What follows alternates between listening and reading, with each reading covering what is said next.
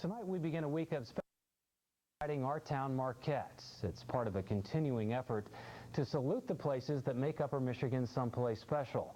For over 150 years, Marquette has been one of the UP's most important cities. Its natural harbor led to growth after iron ore was discovered near Negaunee. Tonight, historian Fred Rydholm shares his insight on Marquette's beginning. They sent Robert Graveret up here early in the spring of 1848, and he brought with him 10 men. One of them was Peter White. Peter White was only 18 years old then, and they came and established themselves right there at the Ripley's Rocks. They formed a company, and the company was the Marquette Forge and Iron Mining Company. Robert Graveret chose the name Marquette because it was right across from the landing spot where Father Marquette was supposed to have landed 190 years earlier. Incidentally, Marquette became a city exactly 200 years from the time that Marquette was supposed to have set a mass on Lighthouse Point. Marquette celebrated its sesquicentennial in 1999. And if you want to take a walk through history, you only have to go as far as downtown Marquette. TV6's Candace Elders explains. They say a picture is worth 1,000 words. If that's true, then Jack Dio's photography collection speaks volumes about the history of Marquette. Superior View is no ordinary studio.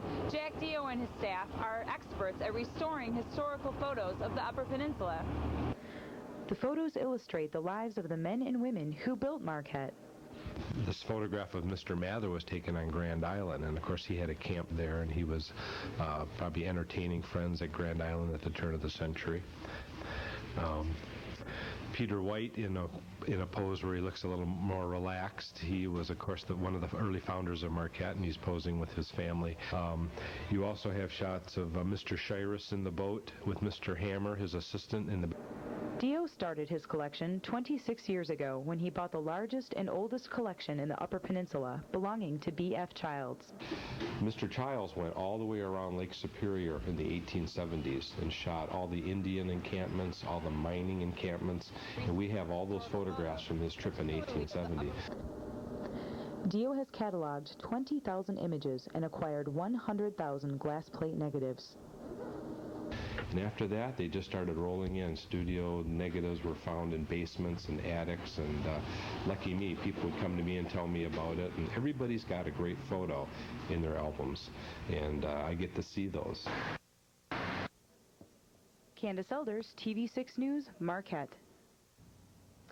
Our town Marquette continues tomorrow night on your TV6 Late News. We'll look at some of the historic buildings that have been refurbished and what it means to the downtown area. Well, it's time now to check in with meteorologist Carl Bonak in Weather Center.